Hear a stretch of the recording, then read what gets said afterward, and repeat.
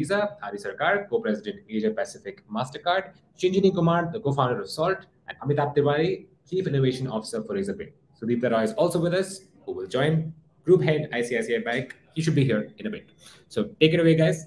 Over to you.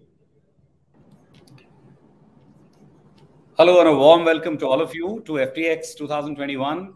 Good morning, good afternoon, depending on which part of the world you're joining in from. So I have the privilege of hosting some of the distinguished names from the Indian and the regional payments and financial services industry. As Karan has already introduced three of the participants in our panel today, and the fourth one, which is Sudipto Roy, will be joining us very soon. He had a little bit of a tech glitch in the audio, and we hope to have him with us soon. So with that, let me start. And Ari, let me start with you. Ari is President APAC, Asia Pacific for MasterCard, and oversees all business aspects of MasterCard in this role. But the good thing is also that he has, in his previous role, worked in India. He has led the South Asia business, and he understands the Indian firmament really well. So Ari, let me start by asking you, disruptive technology today is changing the way we receive, we use, we pay forward, money, even invest and store it, right? So the whole financial management and the money movement, piece is changing for good. So what's your view on this change which is sweeping through? What are the major breakthroughs which have already happened, and how do you see new breakthroughs coming in the future? So I think, firstly, Amitabh, pleasure to be here. It's a great forum and a great panel to join. And what I'd like to start with is that if you look at the last 10 years of what I call social media and the interactive web has delivered, and everything that the payments ecosystem has grown and developed from, has been the cornerstone has been this whole social media driven interactive internet that we've seen, and what many call it the Web 2.0 era from around 2005 to here on, has been the real growth story of the payment industry. And that, coupled with this whole smart devices, smart connectivity, 4G proliferation, has really created this highly digitally connected environment. Now, this is what has spawned the so-called tech revolution, the startup era. You've seen all the Paytms and others achieve scale. And this is all has happened. Everybody knows it, everybody hears it, and we are all kind of driving that momentum from here on. And frankly, Razorpay is also driving a very significant part of that digital connectivity in the economies today. However, I think what you should keep in mind, I think the changes that are coming down the pipe, I'd say in the next decade, and the initial plumbing works are just about getting started. It's going to take 5-7 years before what we call the Internet of the future, or Web 3.0, as many talk about, is really going to evolve. And what does this actually mean? Amitabh, just to put it to your audience in very simple language, we've gone from this Web 1.0 era, when all it was that it was a one-way communication. You could just look for information. And then we went to this interactive Web 2.0 era. And what the 3.0 era is coming to is the confluence of technology, the human element, together with machines interacting with what we call as artificial intelligence, and at absolute warp speed, decision-making, analytics, and intelligence is going to move. I think this is going to create an absolutely transformational environment, and that has implications for the payment industry. It has implications for all service layers. And I really believe that, if you're solving for the future, you've got to be able to bring some of these new elements that are coming in. The distributed ledger technology is going to be another big enabler. And not necessarily, I'm not just talking cryptocurrency here, Amitabh. I think this is what DLT will do in the ability for technology to communicate at data and information source. And I'm going to use a very simple example, Amitabh. You have your personal data stored with Facebook. You have it with the driver's license authority. You have it with few others. But when you go to another so-called digital platform, you're having to refill all of that on an ongoing basis. Imagine an environment where platforms will talk to each other at the source of that data and information. and not having to go through the API story as we see today, where applications and databases and servers are connected, but you're going to make it much, much simpler, where you're going to connect at the source of data and information. And we'll get so specific that I can go fetch your date of birth or fetch your driver's license if I'm needing it to prove your credentials, and no other information. So you're going to see this happen at such scale and speed, and has big implications both for business operators like us, the fintech, what I call the fintech enablers, and more of that is going to come down the pipe. So I'm really excited, Amitabh, what the future brings. Some great insights, to kick off the discussion, Sari. Thanks so much. And let me come back to you. But before that, let me move to Ram, as he's fondly known or called, TRR and Ram. So Ram, you recently, there was this press announcement by Visa that it will be taking over a regional role in a few months' time, where you'll be leading the new payment flows business of Visa. And having led the Visa business here in South Asia, having seen the growth of the domestic payment network, who you compete and collaborate with to grow the ecosystem. Tell us a bit about, the journey here in India. How have you seen the landscape change over the last, 5-6 years? And a little bit about the new role that you'll be taking over. I mean, it underlines the importance of how the transformation is sweeping through this space, for Visa to entrust you with this responsibility. So we'll be really keen to hear, both of these. Ram, I think you'll need to unmute yourself. Thank you, Amitabh. Lovely to be back here on FTX. And well done to Harshil, Shashank, and you and the entire team to pull this event together. It looks like a great couple of days of agenda. I can't wait to get my teeth into it. Thank you.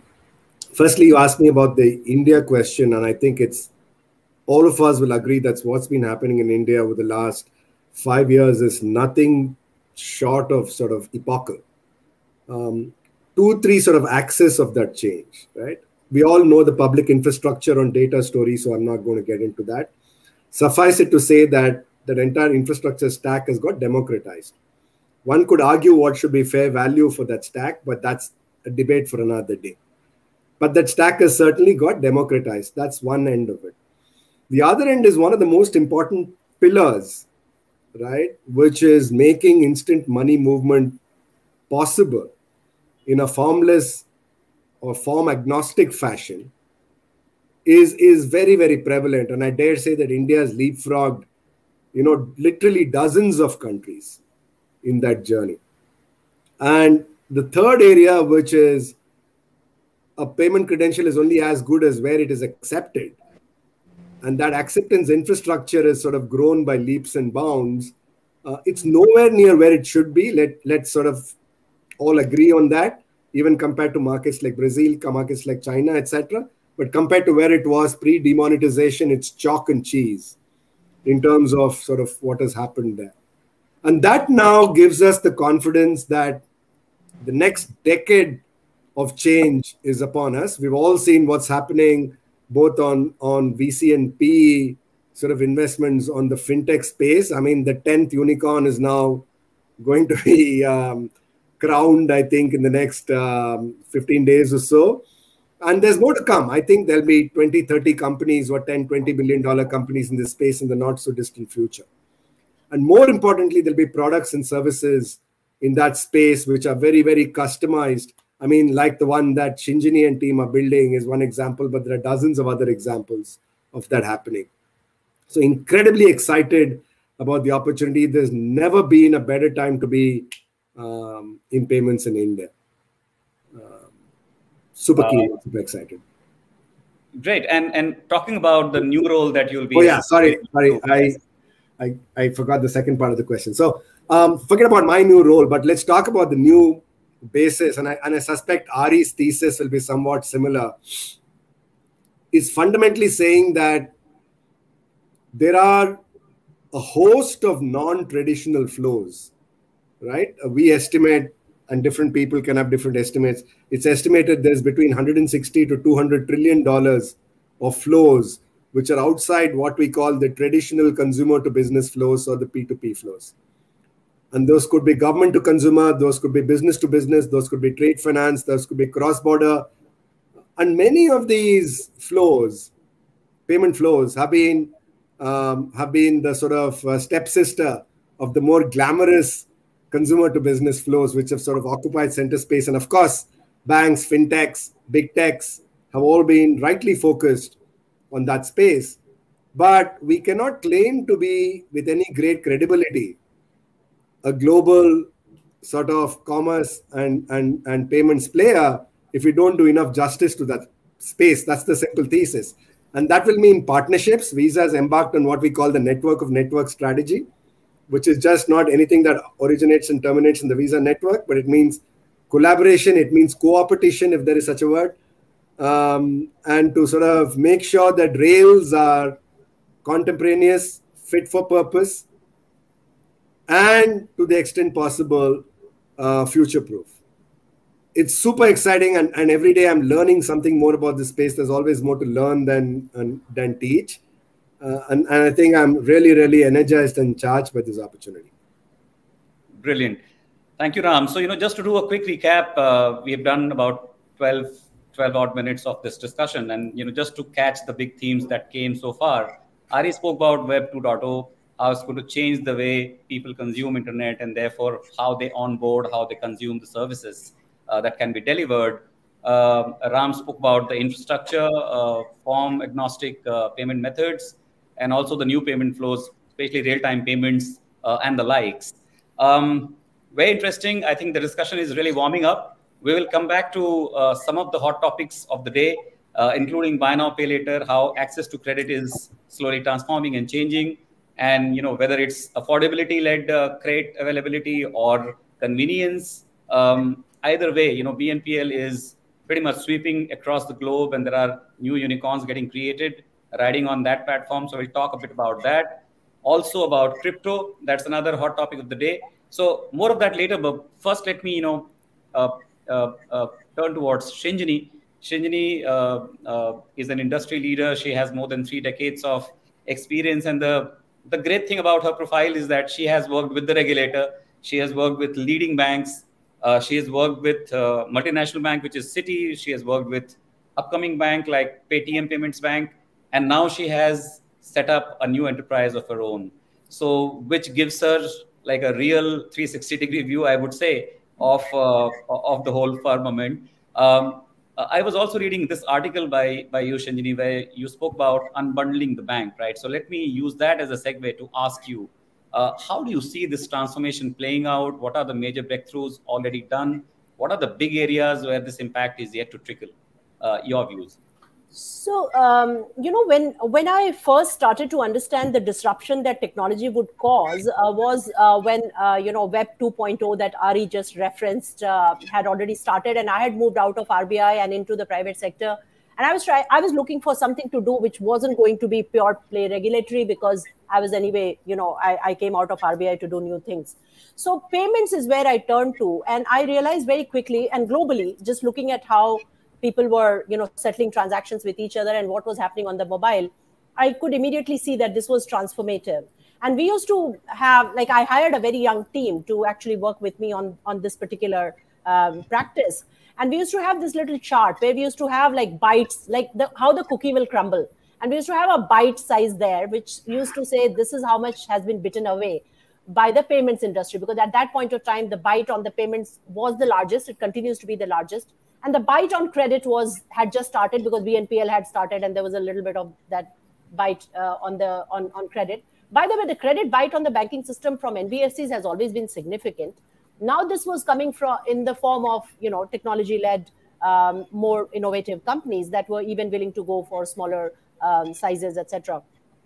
And then we always had a large part of the cookie that was intact, which had to do with deposits, liabilities, which continues to be banking systems preserved. And I'm not talking about corporate banking at all. I'm still talking about consumer banking. But like Ram mentioned, a lot of the small business needs and requirements would continue to be in that space, right? So that's how we always tracked this, and that's how we monitored, what was happening in the disruption space. I want to say one thing here, Amitabh, which is the disruption will happen. So the cookie will crumble, and the cookie will first crumble for retail. It will also crumble for small business banking. That's only because banking has never been there. So it's always, it's always easier to walk into a space which is unoccupied. And what happened in payments is a very good example, because payments was not a space which was already ready. So it was absolutely a new infrastructure that got created, and therefore innovating on top of that infrastructure, bringing new player, bringing new type of capital, bringing new type of innovation was very much possible. And that's why payments is the first story. It's not coincidental. It happened by design.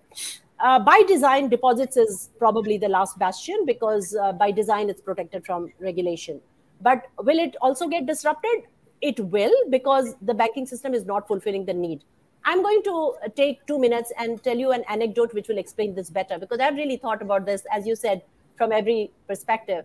And I recall I was a young student of journalism when I came from my place in Bihar to Delhi. I was very excited about being in Delhi, but what I did not realize that being in Delhi meant taking DTC buses from one place to the other, which anybody who's lived in Delhi will know what I'm talking about.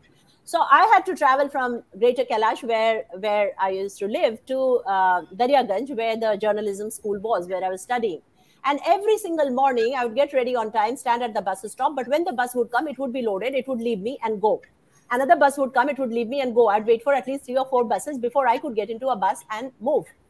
And I have thought a lot about that lately, because I realized that in many ways, the fintech revolution or the internet revolution or the technology revolution that we all talk about, or the Web 2.0 or the Web 3.0, are all a little bit like that.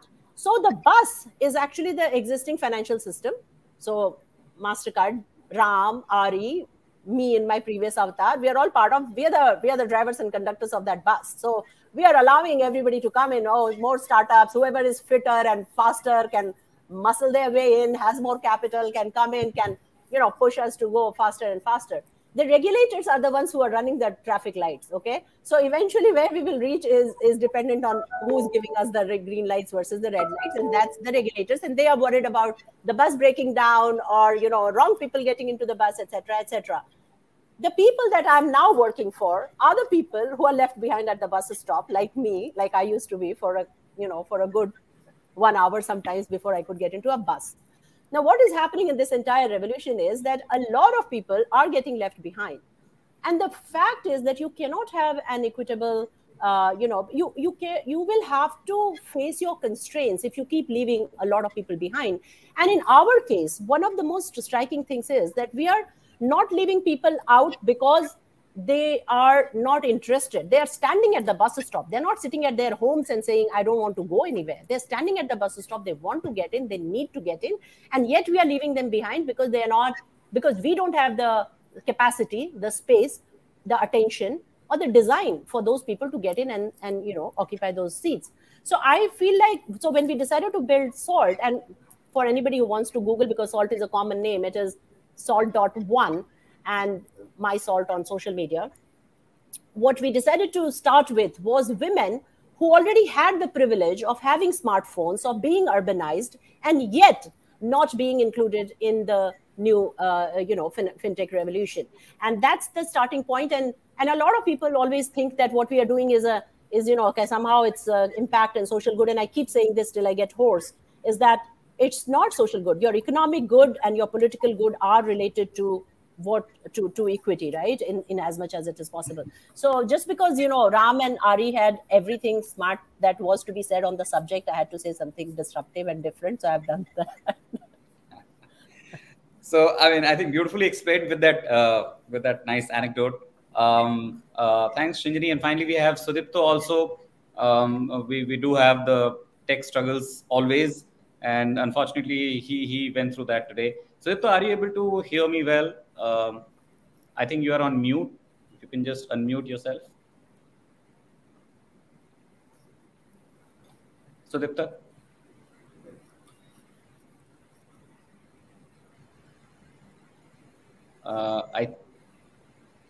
I think his audio problem is still persisting. I would request the organizing team to do something about it. And while that happens, let me come back to Ari. There are a couple of really interesting themes that Srinjini brought out, and I was intending to cover one, which is regulation, and the other theme, which is the social and the financial impact, which is also linked to availability of credit for SMEs, and that larger debate. But let's first start with regulations, right? And in India right now, if you talk about payments, we have 2 or 3 regulations which we are right in the middle of, which is tokenization and recurring payments using cards.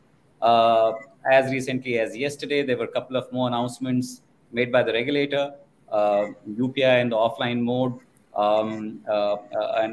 and small merchant payments. Before that, there have been regulations around the current account, etc. So my question to you, Ari, having spent a lot of time in India as well and leading this market as well, what's your view on regulation in India? How does it compare with what we are seeing across the region? And in general, is regulation acting as a force for good, as a force multiplier for bringing about this change, or could it be, moved faster, better? Well, it's a great question, Amitabh. I think, what one must keep in mind is whether it's India, whether it's any other country, unfortunately, regulation comes post-innovation, right? Otherwise, it's not innovation. If you think about it, it's only when you break new ground, you're breaking some glass, you're going to create something new. And therefore, the regulator needs to evaluate to see whether this is going to fit the so-called societal norms and it's creating a protected and a well-secure payments or a financial system, whichever type of product you might be talking. The issue, though, is organizations might take 3 years to innovate on a new solution, and then we expect the regulator to give us an approval in 3 months, right? I think that's an unfair equation in many ways. I think what needs to happen rather, you need to change the way we do business. You need to change the way regulators engage with industry. And now imagine a situation is when industry starts innovating, the involvement of the regulator at the stage of early innovation, and I know you may argue that some of this so-called, what they are calling these test labs, and what's the other name they have for it?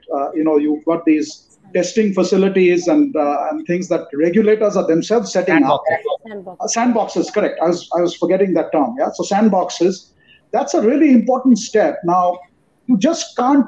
Sometimes these are things that are done as a tick the box exercise, right? I think you've got to move beyond tick the box exercise and really get ahead of the curve, and therefore not be downstream for regulation, but move upstream where innovation is happening. And that will call for 2 things. One is the way you do business for both the business side of the equation and the regulatory side will need to change. The other element, I really feel this is a talent challenge, not just for us in businesses, but for regulators themselves. Are they investing ahead of the curve in new breakthrough plays where they are recruiting talent into the regulatory organization on new technologies and breakthroughs, and therefore they are staying just as current as industry. And if you did that well, I would think that the regulatory system would actually move in tandem with the innovation system as close as possible. It will still lag because, you've got to innovate first before regulation comes in.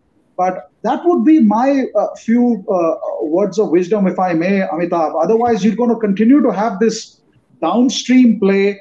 And today, if you look at many things, tokenization, and Ram knows this well, tokenization as a standard, and whether it is on the issuing side, whether it is on the merchant side, this is a game changer. And it's been now around for 3-4 years elsewhere in the world, right?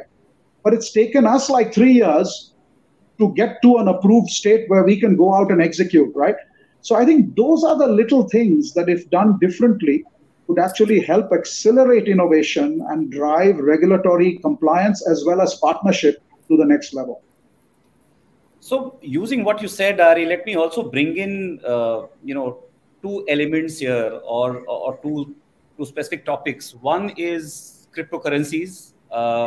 In India today, we know where we stand, where the Supreme Court has sort of, allowed crypto transactions or buying and selling of cryptocurrencies. They don't have any objection to it. And earlier there was a regulation which forbid transactions in cryptocurrencies. Now we are awaiting a bill likely to be presented by the government in this session of Parliament. So would like to know the views from all three of you, and let's make it more conversational on this particular one. So talking about regulations, to whatever Ari said, what would be your views, Ram and Shinjini? And if you speak about crypto in particular, because that's something which interests a lot of people and there is a lot of curiosity about it. So what's your view on that in terms of how it should be allowed, how it should be regulated, should it be regulated, not regulated, etc. And the other piece is BNPL, which will come to, after we have done discussing, the crypto piece. So Ram, let's start with you. Hey, thanks. So I'm not sure that you can use crypto and currency together, because the debate is out whether crypto is a currency, it's an asset class, it's a 21st century, whatever, tulip mania of Netherlands or whatever it is. So let's sort of decouple currency from crypto, right? Sure. So as you know, there are three manifestations of crypto, and I think it's super important for everybody in the audience to know this. There is sort of private mined crypto. Then there is what is known as stablecoin. And Facebook, which is Meta's earlier avatar, tried to do that with a project called Diem. And then there are a couple of others, which is pegged to a fiat currency. And then there is CBDC, or central bank digital currency, which is obviously one-to-one linked to fiat. And then it's sort of, you could argue whether it's M1 money supply or not. Yeah? Those are the three distinct variants. Now, in the first variant, which is cryptocurrency, which is you've got to mine for it, there is finite supply, infinite demand, so prices keep going up and down. I conceptually don't have a disagreement. I do have a point of view on the way it is being marketed, particularly in the last 6 to 9 months. And Shinjini, Ari, and you guys will remember what happened in the teak plantation era 10, 15 years ago, or any of the Calcutta sort of scams which used to happen. My worry is that the average, 19-year-old student, or the average 35-year-old housewife, or the average 40-year-old government clerk doesn't understand what they're getting themselves into. So long as there's fair disclosure, there's no problem. It should be democratized. Anybody should be free to invest, or, whether I like gold and she likes platinum and somebody likes crypto, that's fine. But if you say I showed 200% return in 6 months and, you do this advertisement, I think in many ways the industry is killing the goose that lays the golden eggs, right? That's number one. Number two is, if it is going to be regulated as one hears it is, and I don't know, Amitabh, what the latest on that is, but one hears that it may be regulated as an asset class, and consequently SEBI will regulate it.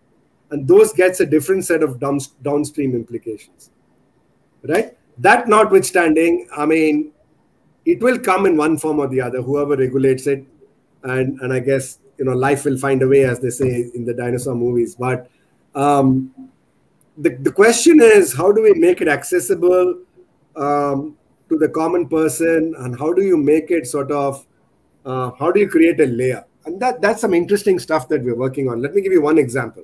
So if you have crypto in your wallet, right, on your crypto wallet, and you want to go buy a cup of coffee at Starbucks, how do we create a translation layer that allows us to settle that currency or swap crypto into INR in this case, and then sort of create the liquidity and then sort of debit the issuer bank in INR to then pay the merchant?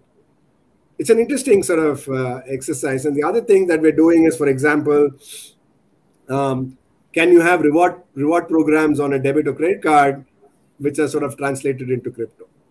So, and then the last person is the crypto linked to NFT and NFT purchases. And so whether it is sort of Bored Apes or whatever the latest flavor of the month, Crypto Punks or whatever the sort of NFTs are, there's an interlinkage between sort of dealing with crypto and the NFT space. So Ari spoke about Web 2.0. And in the Web 3.0 space, decentralized finance, or DeFi as it is known, and sort of the distributed ledger technology is inevitable. Right? Crypto is one manifestation of that. There are several others. For example, I can think of completely the SRO process in Mumbai city could be entirely sort of put on a permission-based, trust-based, distributed ledger. So we could go on and on about the right or wrong of it, but it is inevitable. There will be some regulation. I don't think we can ban it for too much longer. Regulating it is better than banning it. And in the meanwhile, I do hope that the players who are operating in the gray zone today cease and desist, because that is going to be detrimental to the overall larger strategic interests of the industry. Great. So Ram, you spoke about a translation layer. So essentially, the role of crypto probably as an asset class, as a store of value. Any differing views or anything to add to that, Arish Engineering, and also the larger blockchain, applicability? Which are the areas in which you think blockchain will find, a ready use, and in the days to come, it will make operations or some aspects of the business more efficient? Your thoughts? Ari, you want to talk about the broader blockchain applications? I do have some views on crypto itself, but please go ahead. Please go ahead. No, I'll go after you. No worries. Okay, so I'll go back to my old analogy, and regulators and crypto is a little bit like you were trying to control your red light, green light, road potholes, and somebody built a hyperloop or started. So you now don't know. Overnight it comes up, and now you will take time to grapple with it. First, you need to understand whether it is a mode of transport at all. Is it going to use this infrastructure? How are you going to get there? So there's that bit of that deer in the headlight situation. But when I think about crypto, and I have read about it a lot, because one of the things that you immediately realize is there's a lot of optimism about crypto, for the simple reason that it makes the whole soundbite around it is of a lot more equitable, moving away from government control, moving away from conventional system that keeps people away, etc., etc. And that's what got me interested. But I still didn't think it worth investing or worth really getting personally into. What really convinced me at some point of time was NFTs, and the creator economy is really something that you have to reckon with. It is large. The fact that in our childhood, becoming an artist involved a fairly long process of understanding, going, training, internship, 100 things, approvals, finding the right art dealer, finding the right gallery to exhibit your show, and then there was like 1 in a million chance that you would become an artist, right? Now today, almost anybody, and not all of it is good art, but then not all of what got sold in the old days was also good art. So the idea that everybody can access, create, requires also an equally democratic form of exchange, which a current currency does not necessarily provide. So to that extent, I really started to see the use case. What I find very interesting is that treating it as a medium of exchange is what creates all the confusion. So when Ram says that talking about crypto as currency, because currency is necessarily something which is backed by somebody's guarantee. Now here you don't know who's guaranteeing you. It's your trust. You can, that way I can agree that, I'll give you 5 books from my bookshelf if you give me 1 coffee, and we can conclude that exchange without any problem, right? So, but to do it at a level where people don't know each other and yet enter into a contract, the privity of that contract, the sanctity of that contract arises from somebody's backing. Now, we may be convinced that Bitcoin is good enough for us to rely on that backing and go ahead and buy it, but somebody else may not be, etc., etc. So currency paradigm is a very difficult one, but the asset paradigm is the one that I find very fascinating currently, because within the asset paradigm, you again have to grapple with whether it is a financial asset or a non-financial asset, because the way the promise of return is made, what Ram talked about, the way it is being sold or positioned is like an investment, like a financial investment, because the whole language, the whole terminology is pegged to saying that it will double or it will compound or it will give you this much of return. And that makes it seem like a financial asset. Now, if this is a financial asset, then this will get regulated like a financial asset, because otherwise you will, you'll be causing grief to people that that understand that it is a financial asset. But if it is, in the end, not a financial asset, if it is only a commodity that you can buy and keep, just like you would buy art, like people bought, I always forget the name of that artist, but there was a famous New York artist who at one point of time sold very expensive works. All he did was pickle animal heads into formaldehyde, and people bought it at crazy prices, expecting that it will further sell at even higher prices. But what ended up happening was that the prices just crashed, and so anybody who had bought it finally got no money out of it. So then it is my choice. I can rely on it, I can buy it, I can find enough people to exchange it for, etc., etc. So I don't have a view, but I'm very interested in sitting and watching. And again, for me, equity is a primary concern. So the reason on my platform we talk about crypto is because we don't want women to be left behind. Because one of the things that happens is that any new thing that comes, any new innovation that happens, for some reason, always people who are more adventurous, people who have higher risk, acceptance at that point of time, they run with it, and other people get left behind. So I'm not saying everybody should buy it, but you should know about it because it is futuristic. It will have its use cases. Where the buck will settle, we don't really know. But not to ignore it.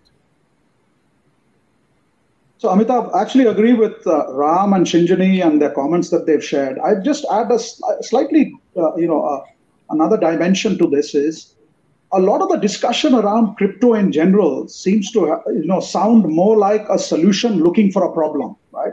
So if you focus on the problem statement and then think that, to take Ram's example of that Starbucks coffee, I completely agree with him that networks are looking to convert crypto into fiat currency and therefore enable a legitimate payment transaction. But again, is this what we will obsess about as consumers, about discussing whether we will pay for our Starbucks coffee? I think there are, with UPI, card rails, debit, credit, and the level of proliferation, not just in India and every other country you see, that problem seems to have been licked. I don't see that as a big challenge. However, cross-border payments, wholesale banking, this is hugely what I call fragmented today. And if you look at the types of fees, and no offense to any bankers on the call, it's a very rich set of economics today in a highly fragmented correspondent banking-led industry that has been built over the last 50 years, right? So is that ready for a disruption? I think absolutely. And you will find CBDCs.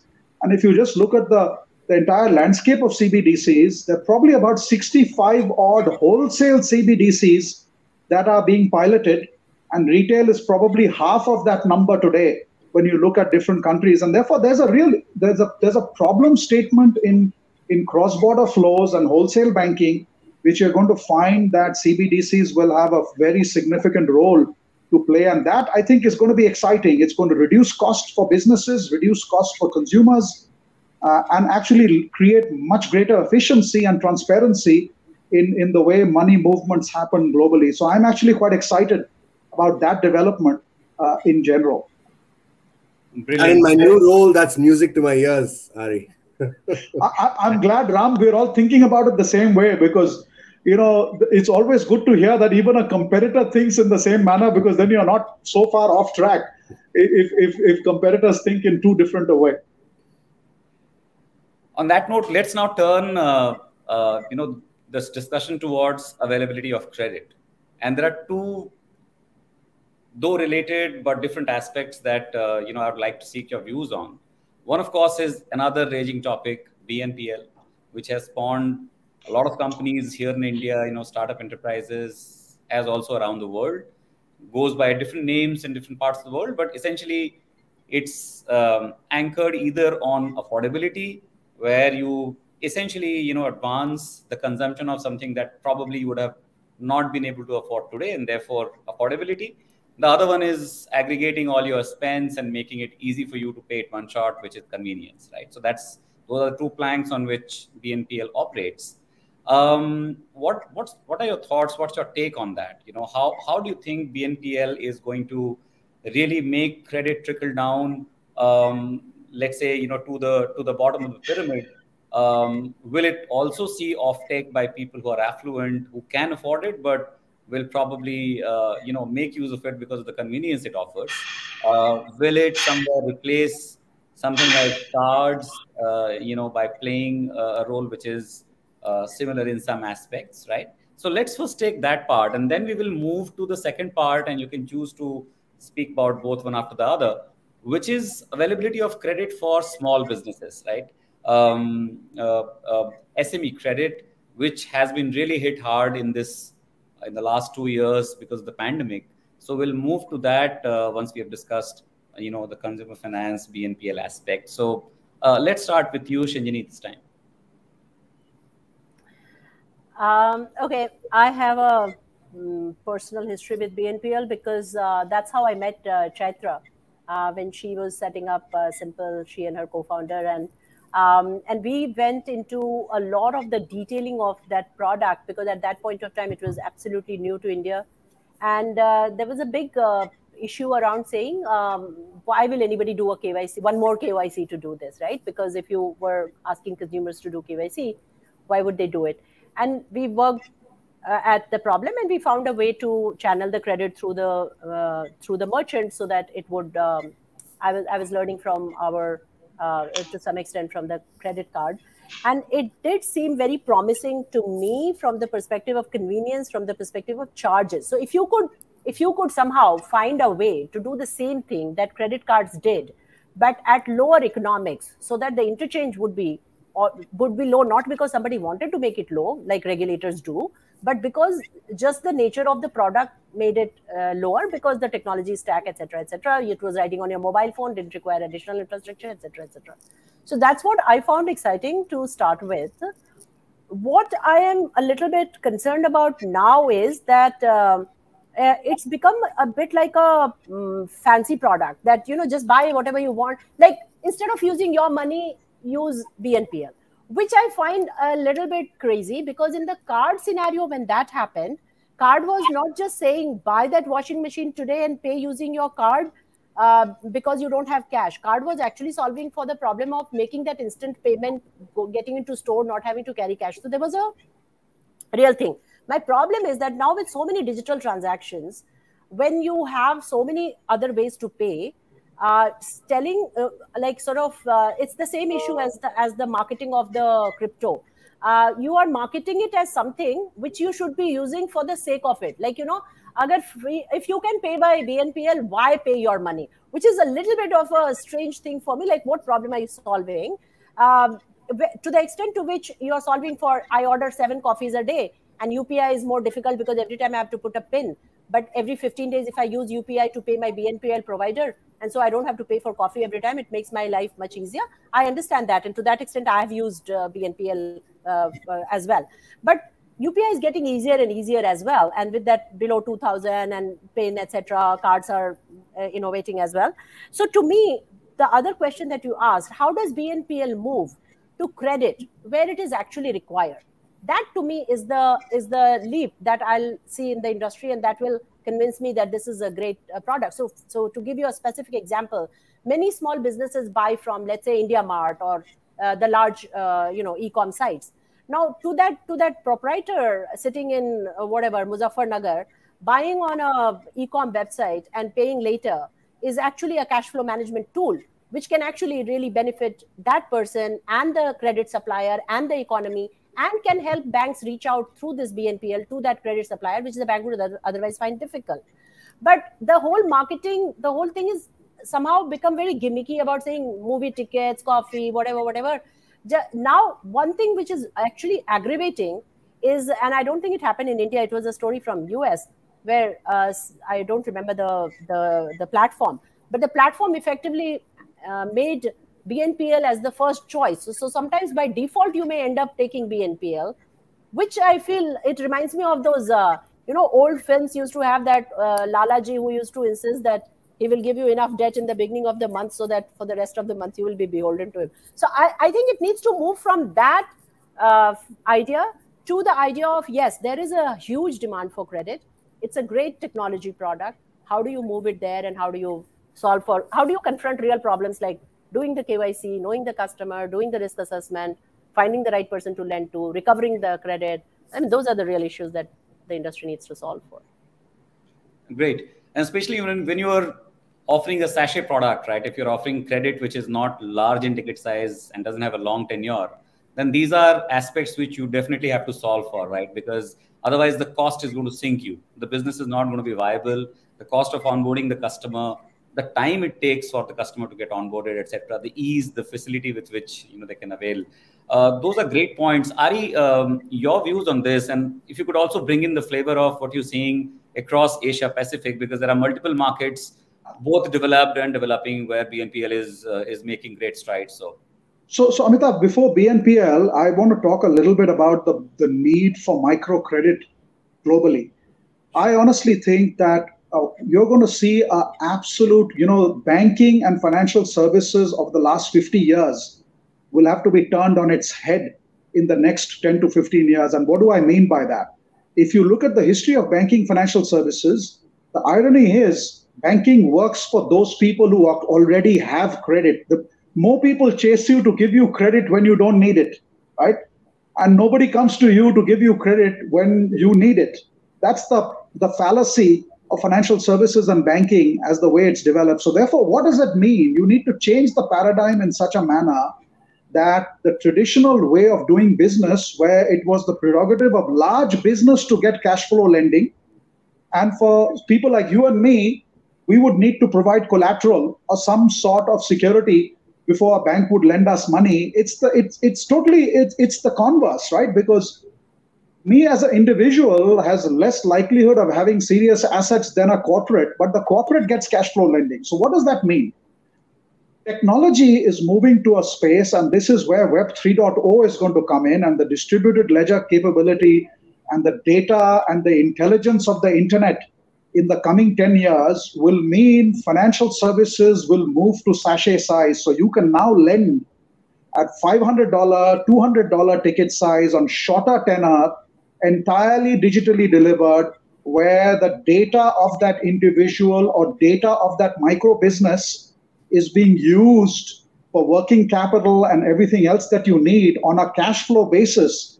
And therefore, the power of a big organization will be delivered to a small organization using technology or a micro business using technology, and therefore the affordability of credit and the access to credit, assuming some of the back-end layers of digital identity and authentication of those credentials and things have been bona fide, you're going to see a very significant offtake of credit happening using new technology. The existing ways of doing business, I don't think will deliver results as far as access to credit to deeper down the economy is concerned. But I'm really excited. Now, let's talk BNPL. Live examples. Pine Labs is a great story. MasterCard ended up taking an investment position in Pine Labs. And what really attracted me to them was that this notion of enabling credit to a debit card holder at smaller ticket size, delivered entirely digitally, that you can go as low as a $300 ticket size, is a really exciting proposition. Now, you think about banking and risk management, right? You talk to any CEO of a bank, to give $300 of credit to 10 million account holders is something a CEO can live with, because it's well diversified and your ability to look at risk is going to be so much more measured as opposed to concentrated risk on one or two large accounts, right? You will find that technology is going to help enable that at much greater scale. And frankly, you want to get a perspective on rest of Asia. This is the same conversation I'm happening in Philippines, whether it's Hong Kong. A lot of the digital banks that are coming up is actually going after those micro and small businesses which have been neglected by large financial institutions, and therefore powering them with financial capability and powering them with micro loans with shorter tenor is going to be the way that you will see many of these services scale. No, that's really interesting. Ram, your views on BNPL and availability of microcredit, as Ari put it. What are your views, and how do you see this developing? People say it's just the tip of the iceberg right now, and the real deluge is yet to come. Yeah, look, BNPL,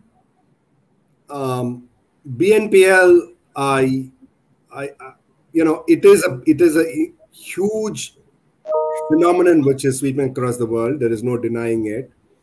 it sort of came in version 1 in the early 1990s and version 2 in the 2000s, and now it's version 3. Having said which, just because an idea is not new does not mean that it's not relevant, right? The notion of the merchant or the manufacturer subventing or subsidizing a good or service in order to make it more affordable to the consumer is the first level of disruption, to make it affordable. So that's a commercial disruption. Then there is a technology disruption, which is what more fintechs are focused upon, which is to make it contextual and which is make it online, real-time, in-flight during the sale process. So instantaneous underwriting, contextual sort of offering of terms and so on and so forth. So those are the underlying pillars. So there's a commercial disruption angle, which makes it affordable to the customer, and there's a technology disruption angle. The third part, which is the business model disruption angle, is a little more tough to fathom, right? We're already seeing murmurs in Australia, for example, about there being credit forced down the throat. And this, I think, Shinjini, you alluded to it in an oblique manner, of customers lumped with 7, 8, 9, 10 BNPL installments at one go, because suddenly they figure out it's not free money. They actually have to end up paying the damn thing, right? And that is worrisome. If it becomes, again, it's not a sort of measure of convenience, but a measure of sort of indebtedness. And that would be deeply concerning. I think at some point of time, this is my personal view, not the view of the organization I represent, but my personal view is that, I mean, a charge card is pay later. A revolving card is pay later, right? BNPL is pay later. So they have to merge at some point of time. If we can make it formless, if we can make it sort of form agnostic and sort of offer the customer, do you want to pay, revolve, if you want to pay in installments, if you want to pay now, if you want to pay later, and make it a menu which is sort of interoperable and offer it to the consumer. Then that day is not far off, right? But I continue to advocate for interoperability rather than 100 BNPL providers tying up with 1 lakh BNPL merchants. How could you envisage a system architecture that makes it one-to-many rather than one-to-one bilateral pipes, which is so incredibly painful? But that's a sort of, I'm geeking out on the tech part of it now. So, no, that's definitely thought one should chew on. Related but different topic, SME credit, right? I mean, and this discussion cannot be complete without obviously setting the context, which is anyways upon all of us, which is the pandemic. It's been hard on everyone, but it's particularly hard on small businesses. Their access to credit seems to have dried up. The payments they were supposed to receive from their debtors, their receivables, that has gone for a toss because cycles have got broken, and SMEs have only that much runway, right? They only have that much that they can sustain their businesses until. So how do you see the pandemic accelerating the way SME credit is underwritten, either flow-based, alternate ways of underwriting SME credit, using metadata, whatever, what you have? And how do you think that's going to transform now that there has been so much of, hardship during the pandemic, which has also obviously opened new doors and made people think, new opportunities have got created. This is one topic on which, would like to have your views, all three of you.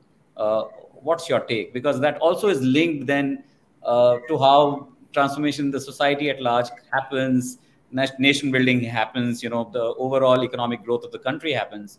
So, if you could link it to that as well. Let's start with Ari. So I think, Amitabh, the big thing about what technology can do in particularly country like India is where the informal sector is so large, you got to move the informal sector into the formal sector space. And this is easier said than done. I think you've got large swaths of the economy which is still cash dependent, large swaths of the economy where people are still invisible. And what do I mean by invisible? Yeah, you've got Aadhaar, but there is beyond Aadhaar, there's absolutely no record of what you do and how you do and how you make a livelihood. And therefore, all of that is creating this bigger divide in society. And that divide is actually widening. And the fear of technology and the fear of being identified is also some of these old notions of what I call the developing country syndrome, that if you get accounted for means that the government is going to come after you for more taxes or make you more accountable. These are these old phobias of the last 70, 50 years of independent India. I think some of these things are going to start to fall with better education, understanding of technology, understanding of how this can be a massive inclusive growth lever for different parts of society, as people, including at the bottom of the pyramid, as they go through, better education in their families, the children will drive the adoption of better digital way of life. And that, to me, is going to have a very profound impact. And look at government's own initiatives of e-governance, right? It's a shame that the Farm Bill and others have been repealed, at least for now, but it would have been nice to see a variant of that come back at some stage, which will actually propel farmers' income. It will create a much more transparent ecosystem. I think will lead to much greater innovation in the agrarian economy, whether it is to do with cold chain distribution, warehousing, and therefore the resultant, what I call output metrics that drives the agricultural economy, and the farmers, measurements of that are all extremely massive, powerful enablers. Unfortunately, Amitabh, these are not easy problems to solve, right? You've got so much of misinformation, so much of what I call, frankly, blatant lying that goes on on the internet on serious issues, and then politics is another, what I call divider on critical issues. Nothing seems to bring the country together on a bipartisan basis, where you say this is in national interest and we all need to work together to solve. So I just feel that some of these challenges are going to remain there for a period of time, and that doesn't mean that we should not try.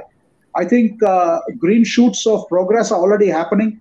If you look at, and I'm going to quote the Payments Bank initiative from the Reserve Bank of India, although there were 10 licenses that were given out, but I think some of the telcos are clearly emerging that they're going to create much deeper rural connectivity and therefore bringing more consumers into the digital economy. And it's amazing to see how tier 2, tier 3 and below cash management of rural economy is actually emerging as a major service layer that telcos are providing through their payment banks. So I think you're going to find some interesting ways of how digitization technology with last mile delivery and physical infrastructure will be leveraged for that, and therefore spawn new business models. So I'm actually, more positive than a skeptic. I remain a skeptic because when you think of the speed element, I think speed is always going to be challenged because of structural reforms will be slow. But overall, I think technology will sweep ahead with changes which should only mean good things for people in both Bharat as well as the India that you and I come from. Great. Ram, on the same topic, but a little bit of a variant.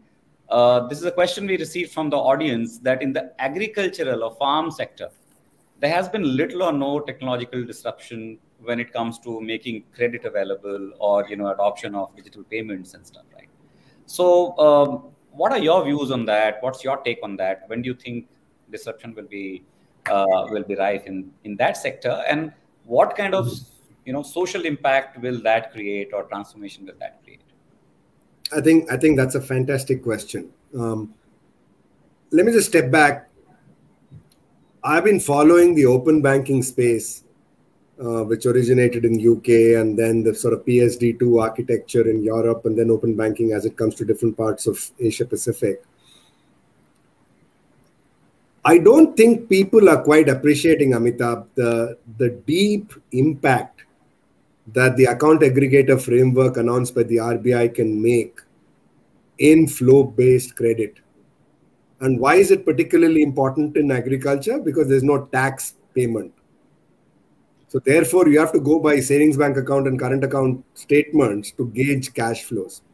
Admittedly, you have to have algorithms, you have to have intelligent sort of underwriting paradigms, which translate. So let us say Amitabh Tiwari as a farmer, you have 50,000 rupees in your account. What does that mean? What does that tell me about your crop? What does that tell me about your wholesale price? You have to make some imputational underwriting sort of leaps, which is an interesting tech play and in and by itself. But people are underestimating how much of a huge difference it can make in the informal sector in general and the sort of agri supply chain sector in particular. I remember 15, 20 years ago, when I used to be in banking, people similarly underestimated the impact that CIBIL could create when it was first set up as a voluntary, not compulsory, but voluntary initiative for banks to join, right, at that point of time. But you'll just look at the huge difference that CIBIL has made to consumer credit in India today, with all the other 5 bureaus that have now come in. And, you know, I would say that the single biggest contributor that driven down home loan, personal loan, and credit card delinquency is actually CIBIL. When I say CIBIL, I mean credit bureau. Similarly, the account aggregator framework has enormous potential to frame that sort of flow-based lending to farmers and make it contextual. So you know that the cash flows are lumpy in December, so you know it's a Rabi crop as compared to a Kharif crop, which is sort of more seasonal. So you just see the lumpy inflows and outflows somewhere. And my encouragement to all the, you know, very bright, intelligent fintech enthusiasts and engineers, coders, founders who've logged into the call is to just turn your attention to how you can use the AA framework in order to facilitate some of this. Already some AAs which are approved by the RBI, and so it should not be that complex as a problem to solve. It's a large problem worth solving. It's not a complex problem. And let's differentiate it from the Oken framework, because Oken framework, you know, I'm not a huge fan of something, a standard that is prescribed, whether it's by Spirit, whether it's by Government of India, by anybody else. There should be the tools, there should be a stack that is created, and then 1,000 flowers should bloom, and, you know, the best and brightest should sort of architect it. We should not micromanage the standard, say it shall be done this way. I'm not a big believer in that, personally speaking. But certainly we have the tools and the enabling architecture to create something large and meaningful. So open framework for enablement, you know, walled gardens. Beautiful thought. We've consumed all the time that was allotted to us, and looks like we just got started. So let me just wrap this up by asking one last question to Shinjini. You know, the impact of fintech startups, firms which are using technology for disruption and changing the way, you know, banking and financial services are distributed and consumed. Going forward, what kind of role do you see them playing? How much more prominence do you think they're going to get? And the interplay between them and traditional players like banks, networks, is it going to be more collaborative? Is there going to be mistrust? How do you think that's shaping up? What role they are going to play? And Ari and Ram, you know, if you could also, you know, add your closing thoughts. Let's try and make that quick in the next, you know, minute and a half. So Shinjini, over to you. Sure. So I actually have a very short point to add to the previous point that we were discussing, which is to say that in any industry, when you begin to actually see full potential of the innovation being realized, it is when demand and supply somehow come together, you know, like white goods. So India used to be a place where you had to go and apply for a telephone, and now everybody has a telephone because demand and supply matched, right? Now, in banking, one of the fundamental things is that there is an artificial constraint on supply. And whatever banking we've had, so we first had this massive NBFC sector bloom, like Ram just talked about, may 1,000 flowers bloom. And actually, we used to see that. And in the NBFC sector, people were, you know, there was capital, there was money to be made, there were more people being served. And today, I feel like with a very new technology, there's again a huge potential to reach out and unlock new sets of clients. Already new pools of capital are coming in. But if we don't get those new sets of clients in, that capital is again going to get frustrated. Like, you know, the story of microfinance. We've had this story of small and medium businesses repeat in this country again and again and again. And I'm just hoping that that doesn't happen again. So one of the things that is really important is to make sure that well-regulated entities and, you know, licensed entities are available in abundance. This whole idea of, you know, tying up here, tying up there, alliance because somebody has to ride into that bus and muscle their way in. I have a lot of capital, so I'll get the conductor to call me in before. I think the regulators need to create more space for more regulated entities that do different things in different ways, because this is not a country, this is a subcontinent by itself. You will have to find different types of players who will unlock different capital and different client pools and different profit pools. And I don't think we've worked fast enough in the financial services in that. And Ram talked about the account aggregator frameworks, etc. We do have things happening, but it's too little. If you see what happened in payments, that's a very good example. The entire UPI stack, the whole regulatory architecture, players, everything, it works. When you do it, it works. But we just don't do it enough. Great. Ram, Ari, any closing thoughts? Literally 10, 15 seconds. I'm getting pinged that we have overrun our time.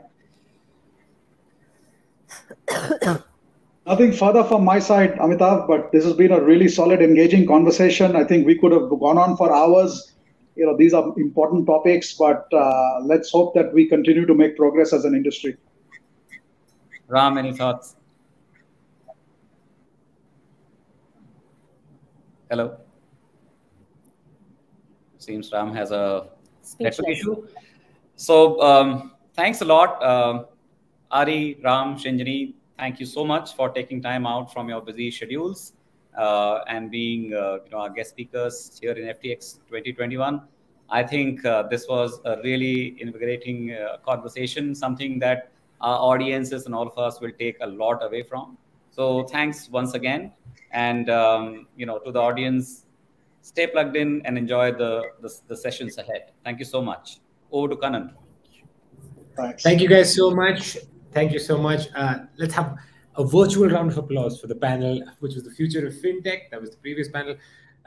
It seems the future of fintech obviously is inextricably linked to the future of human civilization, but who knows how long that will be. Now, by the way, just to reiterate, if you'd like to share what you feel about the event, you can get on your socials and use the hashtag FTX2021 just to see. And of course, we're not just asking you to do it like that. There are also prizes to be won. So each person who posts will get a Lamborghini individually. Not a Lamborghini.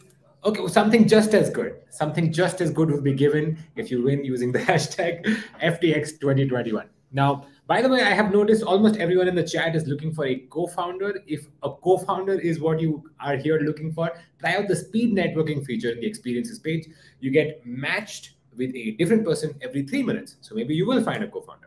Or if you are unwilling to use that, you can invest in my new startup, which is Founder Finder, soon to be funded by Sequoia, if they reply to my email. Now, what's up next is we're going to break for lunch. But there are a bunch of new products that Razorpay is showcasing under experiences, even other than the ones that were announced in the morning session. So they have product launches, demos, and you can actually interact and chat with the product team themselves. So do check it out. And so now we can break for lunch. But even as we do, we are very privileged to have with us a band. We have Run for Cover, who are a Bombay-based 3-piece cover band that move comfortably between pop, rock, jazz, blues, and funk. The band is known to specialize in donning the avatar of your favorite bands. So get ready. Please join me in welcoming on stage Run for Cover, everyone, and enjoy your lunch. We will see you after the break.